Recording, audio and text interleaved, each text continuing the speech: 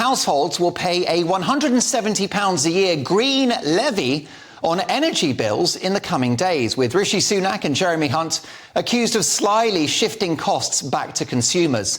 The Telegraph report that the 2-year suspension of green levies announced last autumn is to end from the beginning of July, after just 9 months, saddling hard-pressed Brits with more cost. Is this green levy justified? Let's get the views now of the director of Net Zero Watch, Andrew Montford. Andrew, your reaction to this?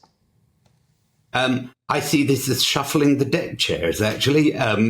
They've moved it from taxpayers to consumers. Yes, they've tried to hide the fact that they've done it. This was done very, very quietly, and a lot of praise must go to the Telegraph for actually exposing what they've done. But in reality, it's not really going to make a very great difference at all, because it is just, the cost is still there. It's just been moved from one place to the other. And at the end of the day, sort of continuing on from the what you were talking about before the break, if we're going to get inflation down, we need to get our energy costs down, which means we have to actually reduce the underlying costs. We can't be just trying to hide them. That isn't going to get us anywhere. So if Rishi Sunak is serious about the inflation problem, he needs to be looking at actually moving away from renewables, because the evidence is now quite clear that renewables, and particularly wind power,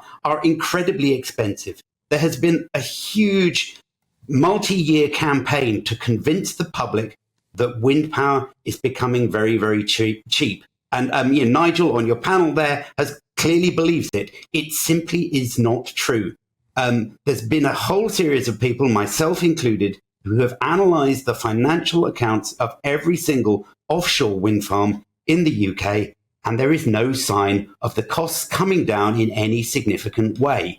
This is why our energy bills had almost doubled in the 20 years before the Ukraine war. From the time of the renewables obligation coming in 2002 to the eve of the Ukraine war, energy prices, electricity prices had doubled. That is what cheap renewables have done for us. So if we want to get back to cheap energy and a vibrant economy, we need to be moving away from those renewables and going back to more sensible solutions. That's the only way we're going to get our economy back. Well, Andrew, I'm all for falling back on fossil fuels. We have enormous resources on our own shores. However, we need an energy mix, don't we? We need nuclear and we need some renewables as well. Britain is a world leader in green tech. The government would argue that this 170 quid a year is going towards future energy supply.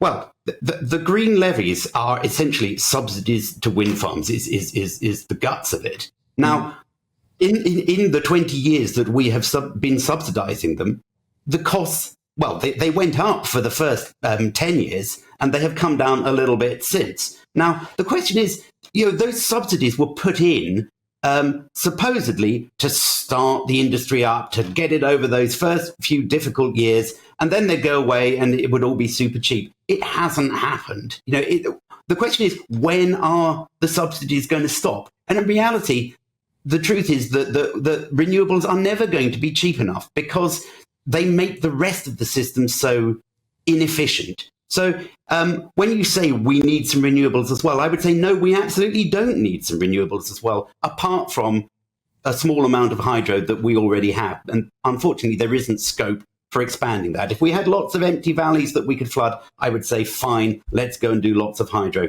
Wind, solar, no. The costs that it imposes on the whole system are so great, you just wouldn't want to do them. So yes, let's go back to fossil fuels because they are reliable. We need to be looking at shale gas again, and we need to be reinvigorating our nuclear program. The nuclear program is grinding back into action, but it needs to be done with a lot more determination. We need to be looking at small modular nuclear reactors. These possibly will be much, much cheaper than the big reactors that we're doing. And but we also need to hold our nerve on the big reactors.